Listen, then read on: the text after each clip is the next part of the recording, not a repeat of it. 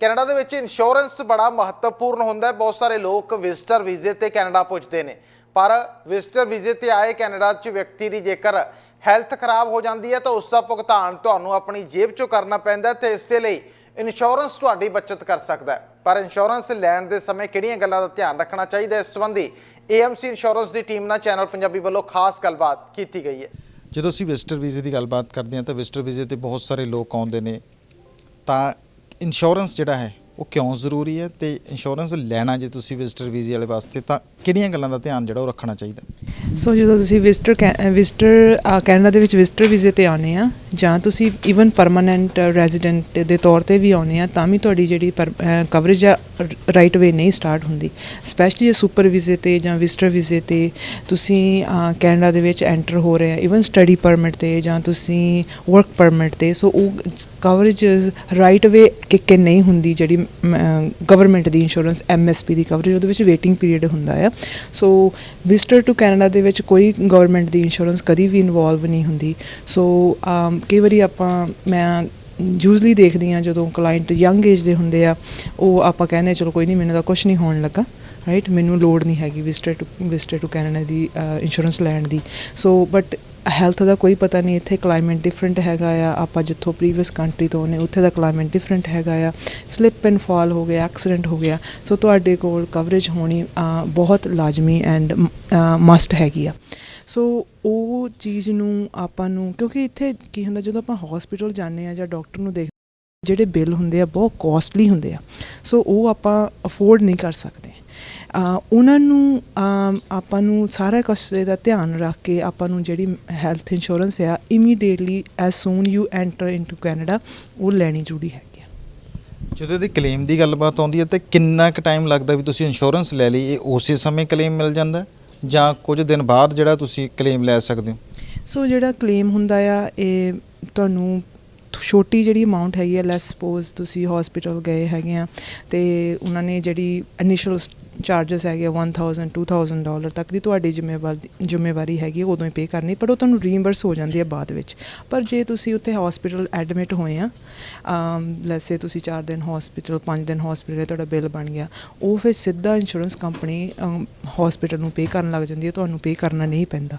ਪਰ ਜਿਹੜੇ ਇਨੀਸ਼ੀਅਲ ਤੁਸੀਂ ਜਦੋਂ ਐਡਮਿਟ ਹੋਣੇ ਆ ਉਸ ਵੇਲੇ ਜਿਹੜਾ ਤੁਸੀਂ ਪੇ ਕੀਤਾ ਉਹ ਤੁਹਾਨੂੰ ਰੀਇੰਬਰਸ ਹੋ ਜਾਂਦਾ, ਬਟ ਉਹ ਤੁਹਾਨੂੰ ਬਾਅਦ ਵਿੱਚ ਅਪਲਾਈ ਕਰਨਾ ਪੈਂਦਾ। ਸੋ ਇੰਸ਼ੋਰੈਂਸ ਕੰਪਨੀਆਂ ਕੀ ਰਿਕਮੈਂਡ ਕਰਦੀਆਂ, ਉਹ ਕਹਿੰਦੀਆਂ ਸੂਨ ਤੁਹਾਨੂੰ ਕੋਈ ਵੀ ਸਿੰਪਟਮ ਹੈਗਾ, ਕੋਈ ਤੁਸੀਂ ਡਾਕਟਰ ਨੂੰ ਦੇਖਣ ਜਾਂਦੇ ਆ, ਤੁਸੀਂ ਸਾਨੂੰ ਕਾਲ ਕਰ ਦਿਓ, ਅਸੀਂ ਤੁਹਾਡੀ ਫਾਈਲ ਓਪਨ ਕਰ ਦਈਏ ਦੈਟ ਤੁਸੀਂ ਇਸ ਹੌਸਪੀਟਲ ਚੱਲੇ ਹੈਗੇ ਆ, ਸੋ ਦੈਨ ਜਿਹੜਾ ਕਲੇਮ ਡਿਲੇ ਦਾ ਪ੍ਰੋਸੈਸ ਆ ਉਹ ਫਾਸਟਰ ਹੋ ਜਾਵੇ, ਰਾਈਟ। ਸੋ ਉਸੇ ਵੇਲੇ ਜੇ ਤੁਸੀਂ ਇੰਸ਼ੋਰੈਂਸ ਕੰਪਨੀ ਨੂੰ ਇਨਫੋਰਮ ਕਰ ਦਿੰਦੇ ਆ ਦੈਟ ਮੈਨੂੰ ਆਹ ਸਿੰਪਟਮ ਹੈ, ਪਹਿਲੀ ਤਾਂ ਗੱਲ ਤਾਂ ਉਹਨਾਂ ਨੂੰ ਪਤਾ ਲੱਗ ਜਾਂਦਾ ਵੀ ਕਵਰੇਜ ਹੈਗੀ ਹੈ ਇਸ ਚੀਜ਼ ਦੀ ਕਿ ਨਹੀਂ ਹੈਗੀ। ਦੂਸਰੀ ਆ ਤੁਹਾਡੀ ਕਲੇਮ ਪੇਮੈਂਟ ਜਿਹੜੀ ਆ ਉਹ ਫਾਸਟਰ ਪ੍ਰੋਸੈਸ ਹੁੰਦੀ ਆ। ਤੇ ਇਹਦੇ 'ਚ ਸਾਰੀਆਂ ਬਿਮਾਰੀਆਂ ਕਵਰ ਹੁੰਦੀਆਂ ਜਾਂ ਕਰ ਤੁਸੀਂ ਕਿਸੇ ਬਿਮਾਰੀ ਨਾਲ ਪਹਿਲਾਂ ਪੀੜ ਤੋਂ ਕੈਨੇਡਾ ਆ ਗਏ ਉਹ ਕਵਰ ਹੁੰਦੀ ਹੈ ਇਹਦੇ 'ਚ, ਜਾਂ ਫਿਰ ਇੱਥੇ ਆ ਕੇ ਤੁਹਾਡੀ ਹੈਲਥ ਖਰਾਬ ਹੋ ਗਈ ਉਹ ਬਿਮਾਰੀਆਂ ਕਵਰ ਹੁੰਦੀਆਂ ਇਹ 'ਚ? ਸੋ ਇਹਦੇ 'ਚ ਕਈ ਕਲੌਜ਼ ਹੈਗੇ ਆ, 2 ਤਰ੍ਹਾਂ ਦੀਆਂ ਇੰਸ਼ੋਰੈਂਸ ਮਿਲਦੀਆਂ। ਇੱਕ ਤਾਂ ਹੁੰਦੀਆਂ ਵੀ ਵੈਸੇ ਮੈਂ ਪੂਰੀ ਹੈਲਥੀ ਹਾਂ, ਮੇਰੀ ਕੋਈ ਪਹਿਲਾਂ ਕੋਈ ਮੈਂ ਦਵਾਈ ਨਹੀਂ ਖਾਂਦੀ, ਮੈਂ ਕੁਛ ਨਹੀਂ ਹੁੰਦੀ, ਉਹ ਰੈਗੂਲਰ ਪਲਾਨ ਹੁੰਦਾ। ਇੱਕ ਹੁੰਦਾ ਵੀ ਮੈਂ ਡਾਇਬੈਟਿਕ ਹੈਗੀ ਹਾਂ, ਮੈਂ ਡਾਇਬੈਟਿਕ ਦੀ ਮੈਡੀਸਿਨ ਖਾਂਦੀ ਹਾਂ, ਮੇਰੇ ਕੋਲ ਬਲੱਡ ਪ੍ਰੈਸ਼ਰ ਆ, ਜਾਂ ਮੈਨੂੰ ਕੋਈ ਹੋਰ ਹਾਰਟ ਅਟੈਕ ਜਾਂ ਸਟ੍ਰੋਕ ਇੱਦਾਂ ਦੀ ਕੋਈ ਪ੍ਰੀਵੀਅਸ ਦੇ ਵਿੱਚ ਮੇਰੀ ਕੋਈ ਹਿਸਟਰੀ ਹੈਗੀ ਆ। ਸੋ ਉਹ 2 ਤਰ੍ਹਾਂ ਦੇ ਪਲਾਨ ਇਹ ਲੈ ਜਾ ਸਕਦੇ। ਜੇ ਮੇਰੇ ਕੋਲ ਪ੍ਰੀ ਐਗਜ਼ਿਸਟਿੰਗ ਕੰਡੀਸ਼ਨ ਹੈਗੀ, ਲੈਸੇ ਸ਼ੂਗਰ ਹੈਗੀ ਆ ਜਾਂ ਕੋਈ ਹੋਰ ਮੇਰੀ ਪ੍ਰੋਬਲਮ ਲੱਗੀ ਹੈਗੀ ਆ, ਉਹਦੀ ਇੰਸ਼ੋਰੈਂਸ ਲੈਂਦੇ ਆ ਉਹ ਕਵਰੇਜ ਕਰਾਉਣ ਲਈ।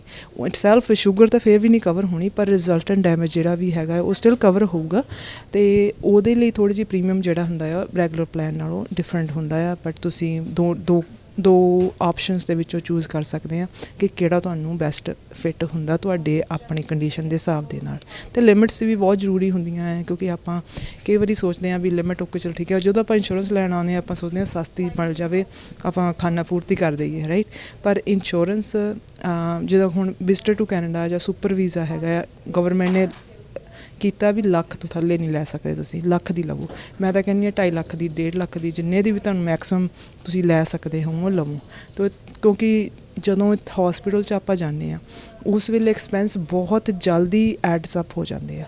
ਸੋ ਉਸ ਚੀਜ਼ ਨੂੰ ਆਪਾਂ ਨੂੰ ਐਲੀਮੀਨੇਟ ਕਰਨ ਨੂੰ ਵੀ ਆਪਾਂ ਉੱਥੇ ਕੱਟ ਡਾਊਨ ਨਾ ਹੋ ਜਾਈਏ ਵੀ ਠੀਕ ਹੈ ਮੇਰੀ ਮੈਕਸਡ ਆਊਟ ਹੋ ਗਈ, ਹੁਣ ਮੇਰੇ ਕੋਲ there is no option because ਤੁਸੀਂ ਫਿਰ ਜਦੋਂ ਕਲੇਮ ਆ ਜਾਂਦਾ ਫਿਰ ਤੁਸੀਂ ਕਵਰੇਜ ਨੂੰ ਇਨਕਰੀਜ਼ ਨਹੀਂ ਕਰ ਸਕਦੇ, ਲਿਮਿਟ ਇਨਕਰੀਜ਼ ਨਹੀਂ ਕਰ ਸਕਦੇ once the policy is effective. So ਜਦੋਂ ਪਾਲਿਸੀ ਲੈਣੀ ਆ ਉਸ ਵੇਲੇ ਇਹ ਧਿਆਨ ਰੱਖੋ ਵੀ ਉਹਦੇ 'ਚ ਲਿਮਿਟ ਉਹਦੀ ਤੁਹਾਡੀ ਹੈਗੀ ਹੈ ਪ੍ਰੋਪਰ ਜਿੰਨੀ ਤੁਹਾਨੂੰ ਚਾਹੀਦੀ ਹੋ ਸਕਦੀ ਹੈ ਫਿਊਚਰ ਦੇ ਵਿੱਚ। ਇਹ ਜਿਹੜੀ ਲਿਮਿਟ ਦੀ ਗੱਲਬਾਤ ਆਪਾਂ ਕਰਦੇ ਹਾਂ ਵੀ $1 ਲੱਖ ਦਾ ਜਾਂ $2 ਲੱਖ ਦਾ ਕਿਸੇ ਨੇ ਲੈਣਾ, ਇਹਦਾ ਤੁਹਾਡੀ ਇਨਕਮ ਦੇ ਨਾਲ ਵੀ ਹਿਸਾਬ ਕਿਤਾਬ ਹੁੰਦਾ, ਕੀ ਕ੍ਰਾਈਟੇਰੀਆ ਹੁੰਦਾ ਗਾ ਇੰਸ਼ੋਰੈਂਸ ਲੈਣ ਦਾ, ਕਿ ਜਾਂ ਤੁਸੀਂ ਮੈਕਸਿਮਮ ਲੈ ਸਕਦੇ ਹੋ ਜਿੰਨਾ ਤੁਹਾਨੂੰ ਅਲਾਉ ਹੁੰਦਾ? ਨਹੀਂ ਐਦਾਂ ਨਹੀਂ ਹੈ, ਕੋਈ ਇਨਕਮ ਦੇ ਨਾਲ ਟਾਈ ਅਪ ਨਹੀਂ ਹੁੰਦਾ ਬਿਕਾਜ਼ ਜੇ ਵਿਜ਼ਟਰ ਟੂ ਕੈਨੇਡਾ ਉਹਦੀ ਕੋਈ ਇਨਕਮ ਨਹੀਂ ਹੋਣੀ ਐ ਉਸ ਵੇਲੇ, ਕੋਈ ਇਹਦੇ ਨਾਲ ਕੋਈ ਤੁਹਾਡਾ ਪਰਸਨਲ ਇਨਕਮ ਦਾ ਕੋਈ ਨਹੀਂ ਹੈਗਾ। ਪਰ ਹਾਂ ਜੇ ਤੁਸੀਂ ਹੌਸਪੀਟਲ ਜਾਂਦੇ ਆ ਤੁਹਾਡਾ ਬਿੱਲ 2000 ਤੋਂ ਲੈ ਕੇ 2 ਲੱਖ 3 ਲੱਖ ਤੱਕ ਵੀ ਜਾ ਸਕਦਾ ਆ। ਸੋ ਉਹਦੇ ਹਿਸਾਬ ਦੇ ਨਾਲ ਆਪਾਂ ਨੂੰ ਪਲਾਨ ਕਰਨਾ ਚਾਹੀਦਾ ਵੀ ਠੀਕ ਹੈ ਪ੍ਰੋਪਰ ਆਪਣੇ ਬਜਟ ਦੇ ਹਿਸਾਬ ਨਾਲ ਅਤੇ ਪਰ ਕਵਰੇਜ ਦੇ ਹਿਸਾਬ ਨਾਲ ਵੀ ਆਪਾਂ ਕੋਲ ਪ੍ਰੋਪਰ ਕਵਰੇਜ ਹੋਵੇ। ਫਿਰ $2.5 ਲੱਖ ਦਾ ਆਪਣੀ ਕਮਿਊਨਿਟੀ ਤਾਂ ਨਹੀਂ ਲੈਂਦੀ ਵੀ ਮਹਿੰਗਾ ਪੈਂਦਾ, ਤੇ ਇਹਦੀਆਂ ਕਿਸ਼ਤਾਂ ਵੀ ਬਣ ਜਾਂਦੀਆਂ? ਹਾਂਜੀ, ਸੋ ਕਿਸ਼ਤਾਂ ਜੇ ਤੁਸੀਂ ਲੌਂਗਰ ਕਵਰੇਜ ਲਈ ਲੈਂਦੇ ਆ ਲੈਸੇ 6 ਮਹੀਨੇ ਤੋਂ ਸਾਲ ਦੀ ਇੰਸ਼ੋਰੈਂਸ ਲੈਂਦੇ ਆ ਤੁਸੀਂ ਮੰਥਲੀ 'ਤੇ ਵੀ ਪੇ ਕਰ ਸਕਦੇ ਆ। ਪਹਿਲਾਂ ਨਹੀਂ ਤੁਸੀਂ ਪੇ ਕਰ ਸਕਦੇ ਸੀਗੇ ਪਰ ਹੁਣ ਤੁਸੀਂ ਜੇ ਤੁਸੀਂ ਲੌਂਗਰ ਪੀਰੀਅਡ ਲਈ 1 ਈਅਰ ਦੀ ਤੁਸੀਂ ਇੱਥੇ ਸਾਲ ਲਈ ਰਹਿਣਾ ਹੈਗਾ ਆ ਤੁਸੀਂ ਮੰਥਲੀ 'ਤੇ ਵੀ ਕਰਵਾ ਸਕਦੇ ਆ। ਸੋ ਅੱਗੇ ਆਪਾਂ ਨੂੰ ਅਸੀਂ ਸਾਰੇ ਇਕੱਠੇ ਹੀ ਪੇ ਕਰਨੇ ਪੈਂਦੇ ਆ, ਹੁਣ ਤੁਸੀਂ ਮੰਥਲੀ 'ਤੇ ਵੀ ਪੇ ਕਰ ਸਕਦੇ ਆ। ਪਰ ਜੇ ਤੁਸੀਂ ਐਟਲੀਸਟ 1 ਈਅਰਸ ਲਈ ਇੱਥੇ ਕੈਨੇਡਾ ਦੇ ਵਿੱਚ ਰਹਿਣਾ ਹੈਗਾ ਜਾਂ ਓਵਰ 6 ਮੰਥ ਤੁਸੀਂ ਕੈਨੇਡਾ ਦੇ ਵਿੱਚ ਰਹਿਣਾ ਫਿਰ ਤੁਸੀਂ ਮੰਥਲੀ 'ਤੇ ਜਾ ਸਕਦੇ ਆ। ਪਰ ਕਵਰੇਜ ਦੀ ਲਿਮਿਟ ਜਿਹੜੀ ਆ ਮਿਨੀਮਮ 100,000 ਜਾਂ ਅਪ ਹੋਣੀ ਚਾਹੀਦੀ ਹੈ ਜੇ ਅਸੀਂ ਮੰਥਲੀ 'ਤੇ ਜਾਣਾ। ਜਿੱਦਾਂ ਕੋਈ ਇੰਡੀਆ 'ਚੋਂ ਆ ਰਿਹਾ ਉਹ ਇੰਸ਼ੋਰੈਂਸ ਇੰਡੀਆ 'ਚੋਂ ਕਰਵਾ ਲਈ ਉਹ ਠੀਕ ਹੁੰਦੀ ਹੈ, ਜਾਂ ਫਿਰ ਇੱਥੇ ਲੈਂਡ ਹੋਣ ਤੋਂ ਬਾਅਦ ਕੈਨੇਡਾ 'ਚ ਇੰਸ਼ੋਰੈਂਸ ਕਰਾਵੇ ਉਹ ਸਹੀ ਰਹਿੰਦੀ ਹੈ ਕਿ ਸਾਰੀ ਗੱਲਬਾਤ ਕਲੀਅਰ ਹੋ ਜਾਂਦੀ ਹੈ, ਇੱਥੋਂ ਵਾਲੇ ਇੰਸ਼ੋਰੈਂਸ ਕਰਨ ਵਾਲਿਆਂ ਨੂੰ ਪਤਾ ਕਿ ਇੱਥੇ ਕੀ ਰੂਲ ਨੇ ਕੀ ਸਾਰਾ ਕੁਝ? ਐਕਚੁਅਲੀ ਇਹ ਵੈਰੀ ਗੁੱਡ ਕੁਐਸਚਨ ਹੈ। ਮੈਂ ਕੀ ਰਿਕਮੈਂਡ ਕਰਦੀ ਹਾਂ, ਮੈਂ ਕਹਿੰਦੀ ਹਾਂ ਵੀ ਜਦੋਂ ਤੁਸੀਂ ਇੱਥੋਂ ਇੰਸ਼ੋਰੈਂਸ ਲਵੋ ਕਿਉਂਕਿ ਹੋ ਸਕਦਾ ਉੱਥੇ ਦੀ ਇੰਸ਼ੋਰੈਂਸ ਵਧੀਆ ਪਰ ਕਿਉਂਕਿ ਟਾਈਮ ਚੇਂਜਸ ਹੈਗੇ, ਇੱਥੇ ਦੀ ਡਿਫਰੈਂਟ ਟਾਈਮਿੰਗ ਹੈ ਉੱਥੇ ਦੀ ਡਿਫਰੈਂਟ ਟਾਈਮਿੰਗ ਹੈ। ਜਦੋਂ ਕਲੇਮ ਆਉਂਦਾ ਆ it is a big long process right and then currency ਦਾ ਡਿਫਰੈਂਸ ਹੈਗਾ ਆ। ਸੋ ਆਈ ਵੁੱਡ ਰਿਕਮੈਂਡ ਤੁਸੀਂ ਕੈਨੇਡਾ ਤੋਂ ਹੀ ਇੰਸ਼ੋਰੈਂਸ ਲਵੋ, ਦੈਨ ਇਸ ਥੋੜ੍ਹੀ ਮੋਰ ਰਿਲਾਇਬਿਲਿਟੀ ਹੈ, ਇਹਨਾਂ ਦੀ ਗਵਰਨਮੈਂਟ ਦੇ ਨਾਲ ਟਾਈ ਅਪ ਹੁੰਦੀਆਂ ਆ। So it's more reliability the claim will be paid out. ਅਤੇ ਦੂਸਰਾ ਜਿਹੜੀ ਗੱਲ ਬਾਏ ਕਰਨ ਦੀ ਪੋਲਿਸੀ ਬਾਏ ਕਰਨ ਦੀ ਆਪਾਂ ਕਈ ਵਾਰੀ ਸੋਚਦੇ ਕੋਈ ਨਹੀਂ ਇੱਥੇ ਆ ਲੈਣ ਦਿਓ ਉਸ ਵੇਲੇ ਬਾਏ ਕਰੋ, but policy as soon people leave from their home country effective ਹੋ ਜਾਣੀ ਚਾਹੀਦੀ ਆ। ਸੋ ਜਦੋਂ ਹੀ ਉਹਨਾਂ ਨੇ ਆਪਣਾ ਘਰ ਛੱਡਿਆ ਉਹਨਾਂ ਦੀ ਕਵਰੇਜ ਉਦੋਂ ਹੀ ਸਟਾਰਟ ਹੋ ਜਾਂਦੀ ਆ ਰਸਤੇ ਆਉਂਦਿਆਂ ਤੱਕ ਜਦ ਤੱਕ ਉਹ ਉਹਨਾਂ ਦੇ ਆਪਣੀ destination and top of it ਉਹਦੇ 'ਚ ਕੋਈ ਵੇਟਿੰਗ ਪੀਰੀਅਡ ਨਹੀਂ ਅਪਲਾਈ ਹੁੰਦਾ। ਆਉਂਦਿਆਂ 'ਤੇ ਏਅਰਪੋਰਟ 'ਤੇ ਆਉਂਦਿਆਂ 'ਤੇ ਉਹਨਾਂ ਨੂੰ ਸਿਕਨੈਸ ਹੋ ਗਈ ਆ ਉਹਨਾਂ ਨੂੰ ਹੌਸਪੀਟਲ ਸਿੱਧੇ ਲੈ ਕੇ ਜਾਣਾ ਪੈਂਦਾ ਤੁਹਾਨੂੰ, ਉਹ ਵੀ ਤੁਹਾਡੇ 'ਚ ਕਵਰ ਹੋਊਗਾ। ਪਰ ਜੇ ਤੁਸੀਂ ਪੋਲਿਸੀ ਇਫੈਕਟਿਵ ਡੇਟ ਤੋਂ ਪਹਿਲਾਂ ਦੀ ਲਈ ਹੋਈ ਹੈ, ਲੈਸੇ ਤੁਸੀਂ ਅੱਜ ਹੀ ਆਏ ਆ ਤੁਸੀਂ ਇੰਸ਼ੋਰੈਂਸ ਅੱਜ ਤੋਂ ਹੀ ਇਫੈਕਟਿਵ ਹੋ ਗਈ ਆ ਸੋ ਉਹਦੇ 'ਚ ਕੋਈ ਵੇਟਿੰਗ ਪੀਰੀਅਡ ਨਹੀਂ ਲੱਗੂਗਾ। ਪਰ ਜੇ ਉਹ ਅੱਜ ਆਏ ਆ ਪਰ ਤੁਸੀਂ ਪੋਲਿਸੀ 2 ਦਿਨਾਂ ਬਾਅਦ ਲੈ ਰਹੇ ਆ ਸੋ ਉਹਦੇ ਵਿੱਚ 2 ਦਿਨ 3 ਦਿਨ ਡਿਪੈਂਡਿੰਗ ਕਿੰਨੇ ਲੌਂਗਰ ਤੁਸੀਂ ਲਿਆ ਉਹਦੇ ਹਿਸਾਬ ਦੇ ਨਾਲ ਵੇਟਿੰਗ ਪੀਰੀਅਡ ਲੱਗਦਾ ਹੈਗਾ ਹੈ। ਸੋ ਬੈਟਰ ਹੈ ਤੁਸੀਂ ਜਦੋਂ ਪੋਲਿਸੀ ਉਸ ਵੇਲੇ ਲੈ ਲਈ ਜਾਵੇ ਜਦੋਂ ਉਹ ਐਂਟਰ ਕਰਦੇ ਕੈਨੇਡਾ ਦੇ ਵਿੱਚ। ਮੋਸਟ ਆਫ ਟਾਈਮ ਸਾਡੇ ਹੁਣੇ ਰੀਸੈਂਟਲੀ ਕਲਾਇੰਟ ਇਨ ਪ੍ਰੋਸੈਸ ਹੋਏ ਸੀ, ਉਹਨਾਂ ਨੇ ਵਾਈਫ ਨੂੰ ਸੱਦਿਆ ਸੀਗਾ, ਆਏ ਤਾਂ ਪੱਕੇ ਹੀ ਸੀਗੇ ਬਟ ਉਹਨਾਂ ਨੇ 2 ਦਿਨਾਂ ਬਾਅਦ ਉਹਨਾਂ ਨੂੰ ਸਟ੍ਰੋਕ ਹੋ ਗਿਆ ਪਰ ਉਹਨਾਂ ਨੇ ਇੰਸ਼ੋਰੈਂਸ 1 ਦਿਨ ਪਹਿਲਾਂ ਹੀ ਲਈ ਸੀ ਰਾਈਟ। ਸੋ ਉਹਨਾਂ 'ਤੇ 24 ਆਵਰਸ ਜਾਂ 48 hours the waiting period C but ਉਹਨਾਂ ਨੂੰ ਸਟ੍ਰੋਕ ਜੇ ਉਹਨਾਂ ਨੇ ਜਿਸ ਦਿਨ ਲਈ ਉਹ ਸੀ ਇੰਸ਼ੋਰੈਂਸ ਉਸ ਦਿਨ ਹੀ ਜਿੱਦਣ ਉਹ ਆਏ ਉਸ ਦਿਨ ਹੀ ਇੰਸ਼ੋਰੈਂਸ ਲਈ ਹੁੰਦੀ ਉਹਨਾਂ ਦੀ ਉਹ ਕਲੇਮ ਅਤੇ ਕੋਈ ਪ੍ਰੋਬਲਮ ਨਹੀਂ ਆਉਣੀ ਸੀ। ਸੋ ਉਹ ਉਹਨਾਂ ਨੇ 2 ਦਿਨ ਹੀ ਹੌਸਪੀਟਲ 'ਚ ਰਹੇ ਰਾਈਟ ਐਂਡ ਦੈਨ $50 ਬਿੱਲ ਬਣ ਗਿਆ। So it will be costly so ਆਪਾਂ ਲਾਈਟਲੀ ਲੈ ਲੈਂਦੇ ਹਾਂ and then she wasn't even old right only she was 50 years old। So ਕਦੀ ਵੀ ਕਲੇਮ ਕਦੋਂ ਵੀ ਆ ਸਕਦਾ ਹੈ। ਸੋ ਆਪਾਂ ਨੂੰ ਇਹਦੇ 'ਤੇ ਨੈਗਲੀਜੈਂਸ ਨਹੀਂ ਵਰਤਣਾ ਚਾਹੀਦਾ। ਪਰ ਬਹੁਤ ਸਾਰੇ ਲੋਕ ਕਹਿੰਦੇ ਕਿ ਕਲੇਮ ਮਿਲਦਾ ਨਹੀਂ ਸਾਨੂੰ, ਤਾਂ ਉਹਦੇ ਕੀ ਰੀਜ਼ਨਸ ਹੁੰਦੇ ਨੇ, ਕਿਹੜੇ ਰੀਜ਼ਨਸ ਹੁੰਦੇ ਨੇ ਜਿਹਦੇ ਕਰਕੇ ਕਲੇਮ ਡਿਨਾਈ ਕਰ ਦਿੰਦੀਆਂ ਕੰਪਨੀਆਂ ਕਈ ਵਾਰ?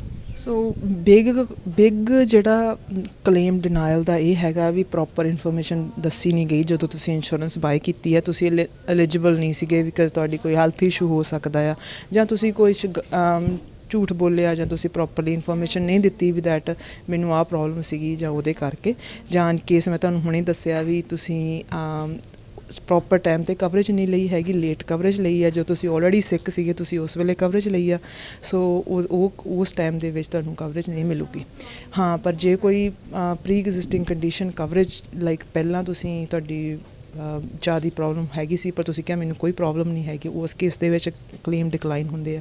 ਤੁਸੀਂ ਤੁਹਾਨੂੰ ਹੈਗੀ ਸੀ ਕੋਈ ਪ੍ਰੀ ਐਗਜ਼ਿਸਟਿੰਗ ਕੰਡੀਸ਼ਨ ਪਰ ਤੁਸੀਂ ਮਨੀ ਸੇਵ ਕਰਨ ਲਈ ਕਿਹਾ ਮੈਨੂੰ ਕੋਈ ਪ੍ਰੋਬਲਮ ਨਹੀਂ ਹੈਗੀ, ਤਾਂ ਉਸ ਕੇਸ ਦੇ ਵਿੱਚ ਕਲੇਮ ਡਿਕਲਾਈਨ ਹੁੰਦੇ ਆ। ਸੋ ਜਦੋਂ ਵੀ ਤੁਸੀਂ ਇੰਸ਼ੋਰੈਂਸ ਲੈਣੀ ਆ ਉਹਨੂੰ ਇਹ ਸੋਚੋ ਵੀ ਮੈਂ ਇਹ ਯੂਜ਼ ਕਰਨੀ ਹੈ। ਜੇ ਤੁਸੀਂ ਯੂਜ਼ ਕਰਨ ਦੇ ਸੋਚ ਕੇ ਕਵਰੇਜ ਲਓਗੇ ਤਾਂ ਕਵਰੇਜ ਤੁਹਾਨੂੰ ਪ੍ਰੋਪਰ ਕਵਰੇਜ ਵੀ ਮਿਲੂਗੀ, ਕਲੇਮ ਆਏ ਤੇ ਕਲੇਮ ਵੀ ਪੂਰਾ ਪ੍ਰੋਪਰ ਮਿਲੂਗਾ। AMC ਇੰਸ਼ੋਰੈਂਸ ਦੇ ਨਾਲ ਸੰਪਰਕ ਕਿਸ ਤਰ੍ਹਾਂ ਕੀਤਾ ਜਾ ਸਕਦਾ ਹੈ? ਸੋ ਜੇ ਤੁਹਾਨੂੰ ਸਟਿਲ ਕੋਈ ਵੀ ਕੁਐਸਚਨ ਹੈਗਾ ਆ, ਸਾਡੀ ਟੀਮ AMC ਐਟ ਚੌਰਕ ਬਿਜ਼ਨਸ ਸੈਂਟਰ ਦੇ ਵਿੱਚ ਤੁਹਾਡੀਆਂ ਸੇਵਾਵਾਂ 7 ਦਿਨ 9 AM to 9 PM ਨਿਭਾਉਂਦੀ ਆ। ਤੁਸੀਂ ਸਾਡੇ ਸਟਾਫ ਮੈਂਬਰ ਨੂੰ ਕਿਸੇ ਨੂੰ ਵੀ ਕਾਲ ਕਰਕੇ ਕੋਈ ਹੋਰ ਕੁਐਸਚਨ ਹੈਗਾ, ਕੋਈ ਤੁਹਾਡਾ ਨਜ਼ਦੀਕੀ ਜਾਂ ਕੋਈ ਫਰੈਂਡ ਰੀਸੈਂਟਲੀ ਕੈਨੇਡਾ ਦੇ ਵਿੱਚ ਆਇਆ ਆ, ਤੁਹਾਨੂੰ ਨਹੀਂ ਪਤਾ ਉਹਨਾਂ ਨੂੰ ਕਿੱਦਾਂ ਕਵਰੇਜ ਲੈਣੀ ਆ, ਸਾਡੇ ਆਫਿਸ ਦੇ ਵਿੱਚ ਕਾਲ ਕਰੋ 6045076666 ਐਂਡ ਜੇ ਕੋਈ ਵੀ ਤੁਹਾਨੂੰ ਹੋਰ ਇਨਫੋਰਮੇਸ਼ਨ, ਕੋਈ ਹੋਰ ਪ੍ਰੋਡਕਟ, ਅਸੀਂ ਹਾਊਸ ਇੰਸ਼ੋਰੈਂਸ, ਕਾਰ ਇੰਸ਼ੋਰੈਂਸ ਸਾਰੀਆਂ ਸੇਵਾਵਾਂ ਨਿਭਾਉਂਦੇ ਹਾਂ। ਤੁਹਾਨੂੰ ਹੋਰ ਕਿਸੇ ਪ੍ਰੋਡਕਟ ਦੀ ਵੀ ਇਨਫੋਰਮੇਸ਼ਨ ਲੈਣੀ ਆ ਸਾਡੇ ਨਾਲ ਜ਼ਰੂਰ ਕੰਟੈਕਟ ਕਰੋ। ਫੋਨ ਸਾਡਾ ਅਗੇਨ 604 507 6666। ਸਾਡਾ ਹਰ ਇੱਕ ਪ੍ਰੋਗਰਾਮ ਵੇਖਣ ਤੇ ਸਾਡੇ ਨਾਲ ਜੁੜਨ ਲਈ ਸਬਸਕ੍ਰਾਈਬ ਕਰੋ ਚੈਨਲ ਪੰਜਾਬੀ ਤੇ ਨੋਟੀਫਿਕੇਸ਼ਨ ਲਈ ਬੈਲ ਆਈਕਨ ਵਾਲੇ ਬਟਨ ਤੇ ਕਲਿੱਕ ਕਰੋ।